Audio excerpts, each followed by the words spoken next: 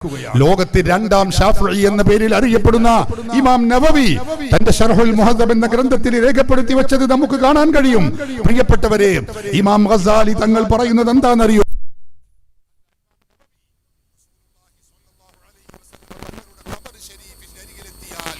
എന്താണ് ചെയ്യേണ്ടത്?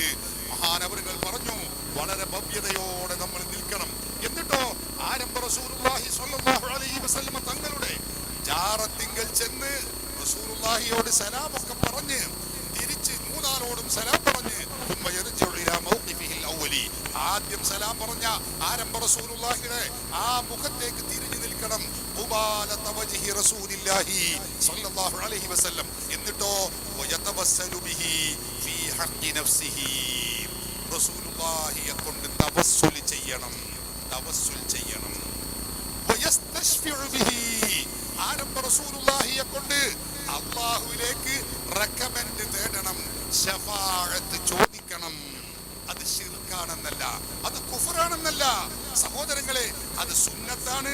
അത് ആരംഭ റസൂലുള്ളാഹിയോട് ചെയ്യേണ്ട അദബാകുന്നു. പർവ്വത സമാനരായ മഹാപണ്ഡിതന്മാരാണ് ഉമ്മത്തിന് ഈ തൗഹീദ് പഠിപ്പിക്കുന്നത്. മുജാഹിദുകൾ പുറത്തിറക്കിയ ഈ പുസ്തകത്തിൽ പറയുന്നതോ അത് ശുദ്ധ അസംബന്ധമാണ്, അത് കളവാണ്, അത് ശിർക്കാകുന്നു എന്ന് കേരളത്തിലെ മുജാഹിദുകളും പഠിപ്പിക്കുന്നു. സഹോദരങ്ങളെ, നിങ്ങൾ ഓർക്കണം, മുസ്ലിം സമുദായത്തോട് ഞങ്ങൾക്ക് പറയാനുള്ളത്, ചോദിക്കാനുള്ളത്, നമ്മൾ ആരെ പിന്തുടരണം?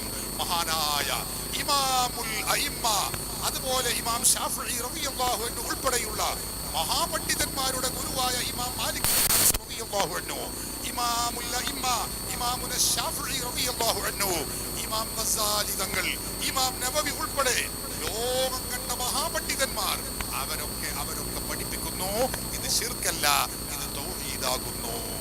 മുജാഹിദ് പറയുന്നതോ ഇത് ശിർക്കാകുന്നു. നമ്മൾ ആരെ പിന്തുണക്കണം? നമ്മൾ ആരെ കൂടെ നിൽക്കണം? ഇതാണ് നമ്മുടെ മുമ്പിലുള്ള പ്രസക്തമായ ചോദ്യം. പ്രിയപ്പെട്ട സുഹൃത്തുക്കളെ, ഇത് 1, 2, 3, 10, 100 ചരിത്ര സംഭവങ്ങളിലും കിതാബിന്റെ ഇബാറത്തുകളിലും നിൽക്കുന്ന കാര്യമല്ല. അത് ലോകത്ത് ഏതെല്ലാം കാലത്ത് വിശ്വാസികളും അതുപോലെ പണ്ഡിത വരേണ്യന്മാരും ജീവിച്ചോ അന്നുള്ള എല്ലാ പണ്ഡിതന്മാരും രേഖപ്പെടുത്തി വെച്ചതാണ്. നബി സല്ലല്ലാഹു അലൈഹി വസല്ലം തങ്ങൾ, ആ നബി തങ്ങളെ തവസ്സുലാക്കാം, ആ നബിയോട് ഇസ്തിഗാസ ചെയ്യാം, ആ റസൂലിനോട് ശഫാഅത്ത് തേടാം. അത് ശിർക്കല്ല, അത് കുഫറല്ല, അത് തൗഹീദിന്റെ വിരുദ്ധമല്ല.